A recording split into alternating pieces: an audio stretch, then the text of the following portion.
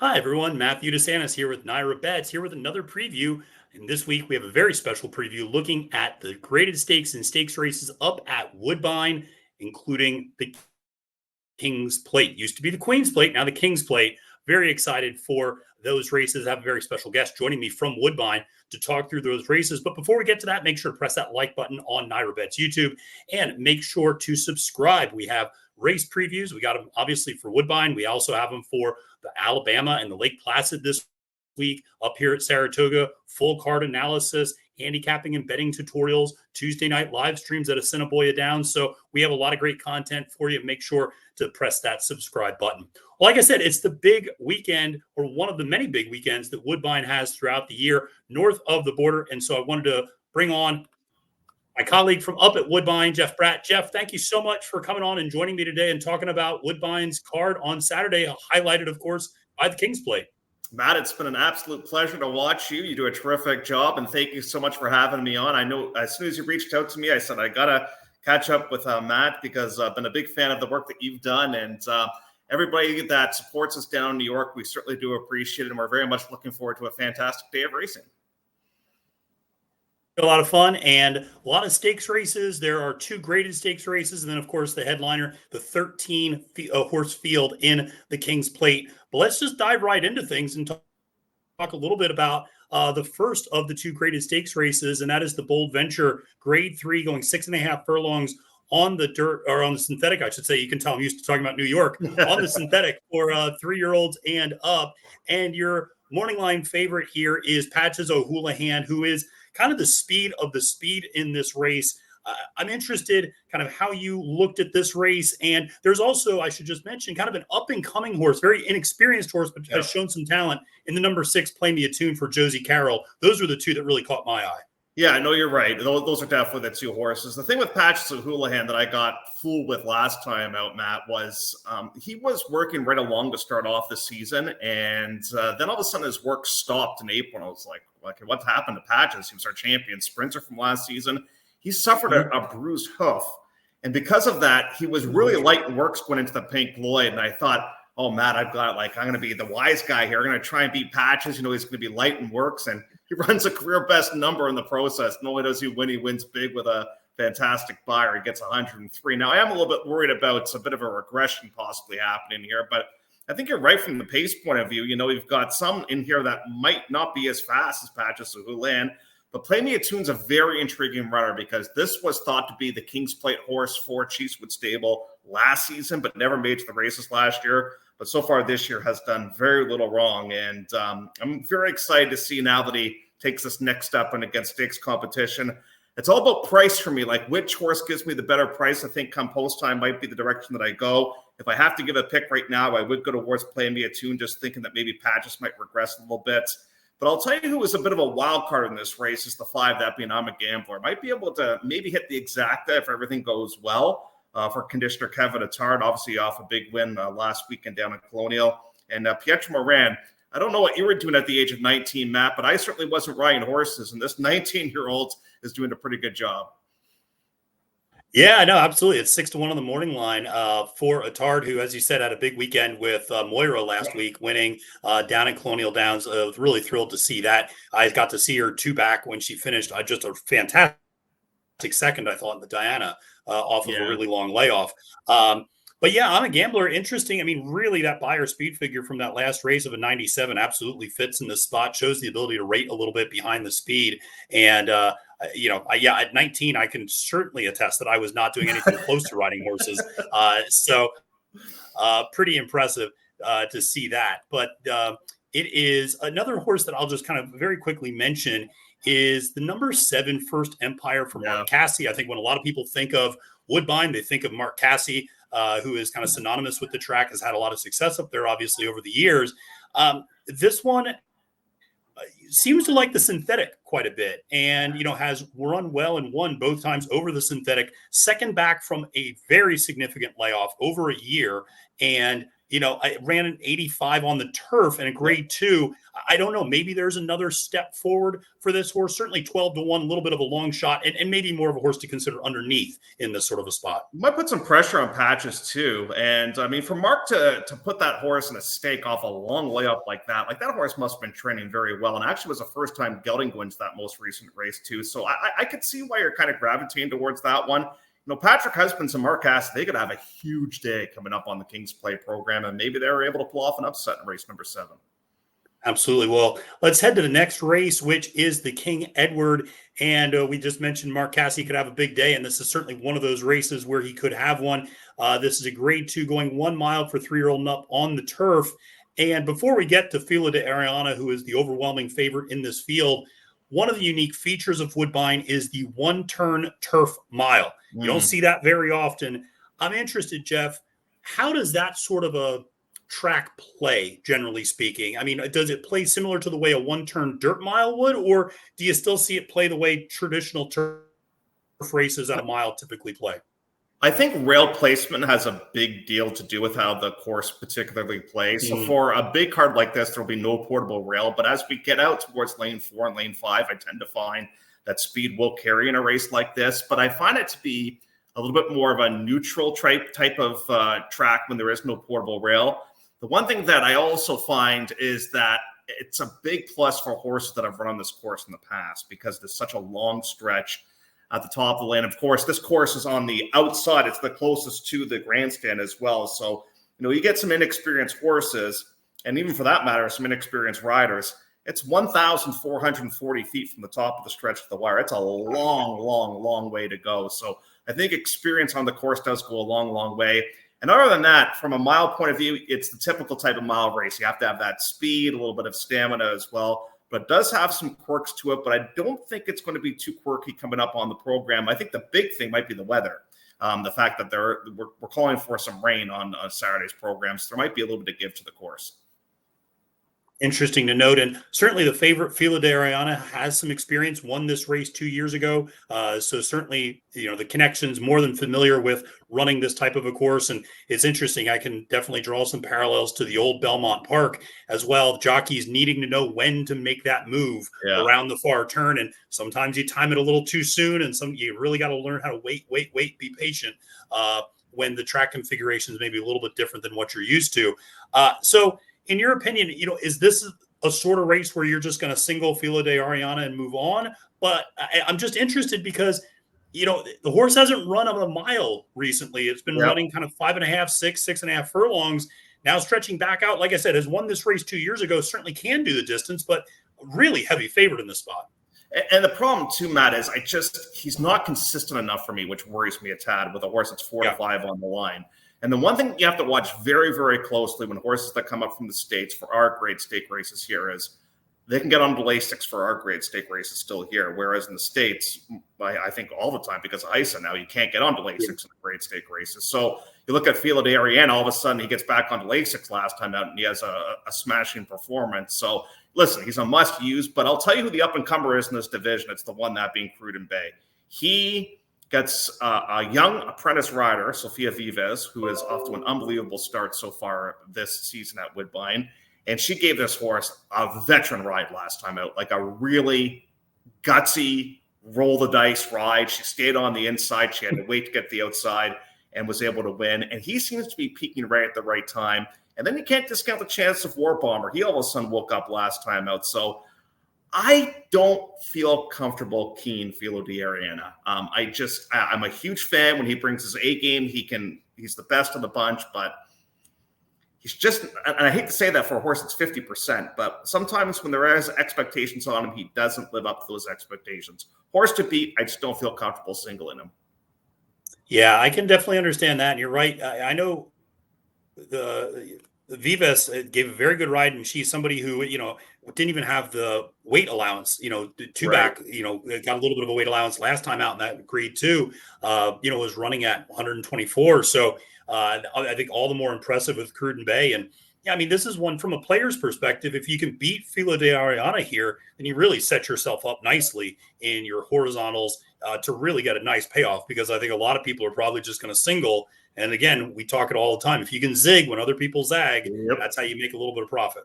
Yep, you're right about that.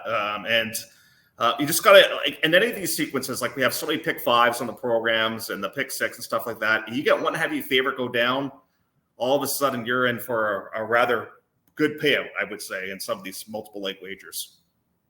Absolutely. Well, let's head to the headlining race on the card, which is the King's Plate, going 1.25 miles for 3-year-old on the turf and on the synthetic. And it is a race with 13 horses. The outside is really a lot of long shots. I think a lot of people are obviously going to be focused on the 2 Mark Casse runners, the number 3 Essex Serpent and the number 7 My Boy Prince. They both look very formidable. We talked about Mark Casse in the first 2 races. We're going to have to talk about him here as well.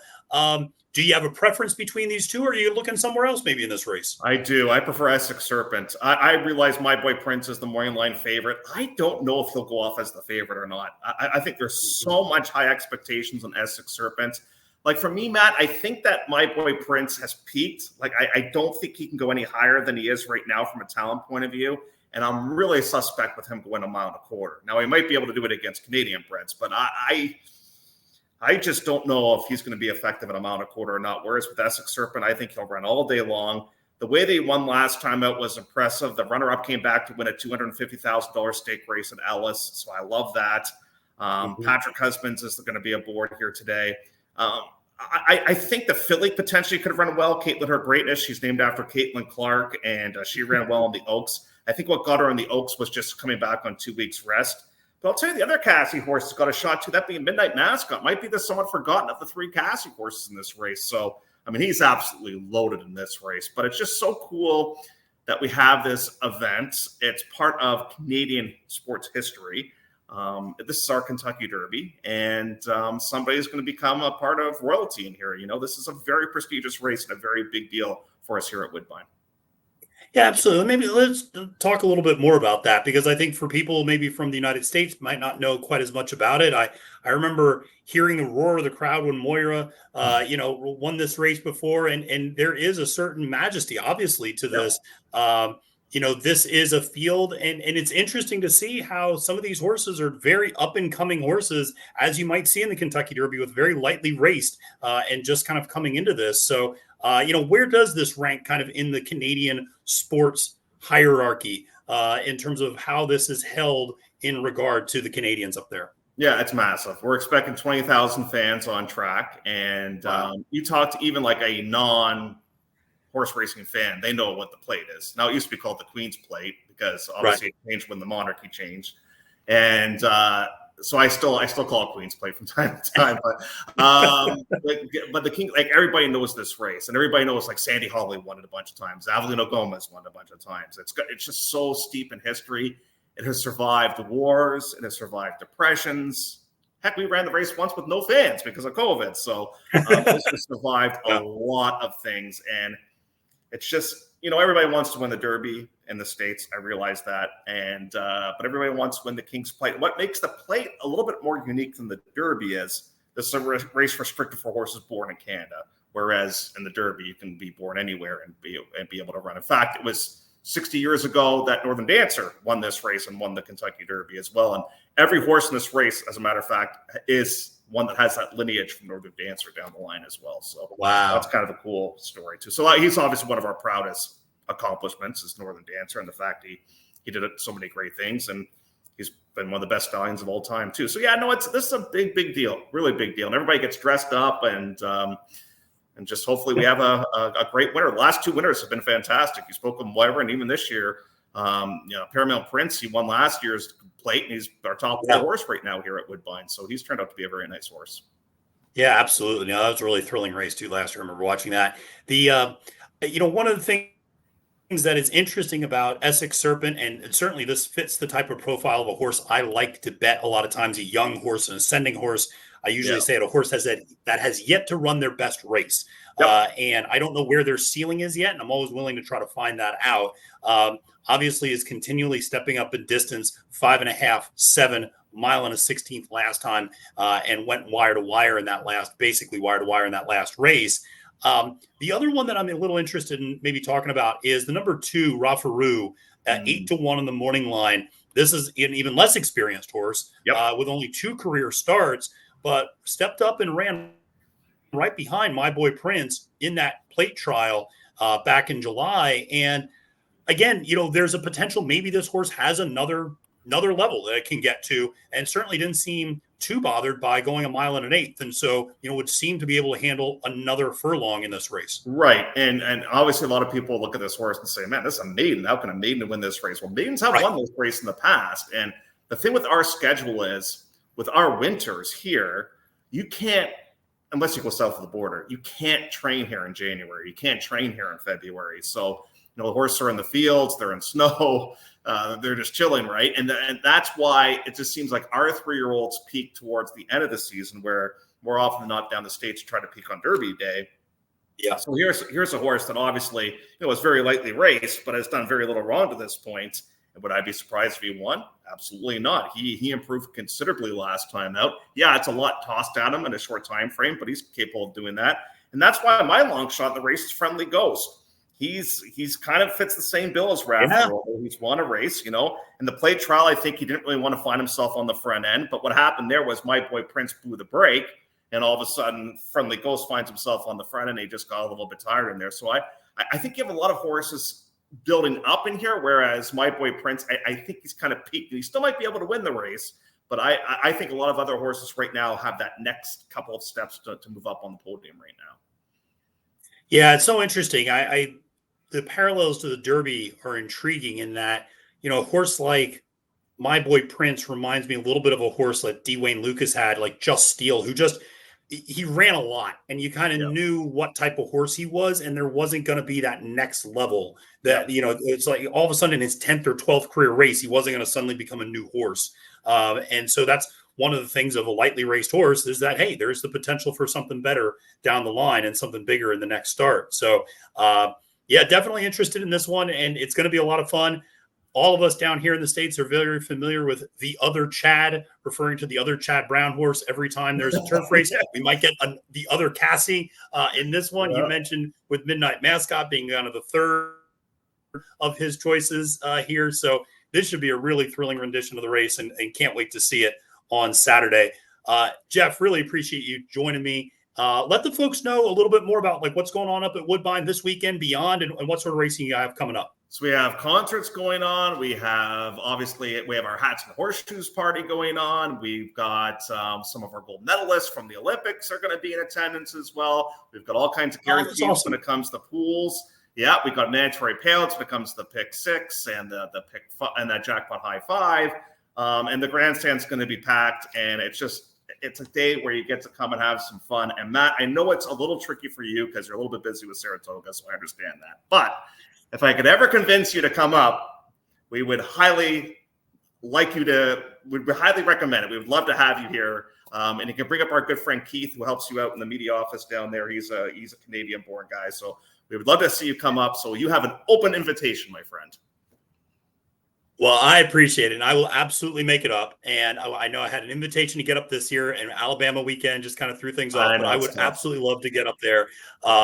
And, listen, if I can make it down to Monmouth for the Haskell, I can make it up to Woodbine for the King's Place. So, I can't wait to make it up there. I've never been to Woodbine before, so it'd be really great to be able to get up there and see the track and meet all the good folks who work up at Woodbine. And, we're excited, obviously, in the coming years with the new Belmont Park coming in and us installing that Tapeta all-weather track. Hopefully, get to see some of those Woodbine horses over the winter, being able to come down and just stay active, Jeff, to your point. And, when they come back to Woodbine for the start of the season, they're able to have a little bit more fresh and continue to keep up with training. So look forward to, I think a healthy partnership between the two tracks moving forward. I think you're going to get a lot of Woodbine horses down in New York over the wintertime once the all-weather opens. It's just a natural fit. It makes so much sense to me. So I think you're definitely going to get a lot of those. And I'll have to come down and visit too, because I've never been to Belmont and I've been to Saratoga. I'd like to get to the Big A before it closes, but I definitely want to check out all the great things in New York. Well, we had a little bit of technical issue there right at the very end. All problems with me. Jeff did nothing wrong. my internet went out down here in Saratoga because, we're known for some pop-up storms from time to time. So listen, thanks so much for tuning in to this episode of NYRA Bets YouTube and the preview of the King's Plate as well as the other graded stakes races on the Saturday Woodbine card. Make sure to play on NYRA Bets.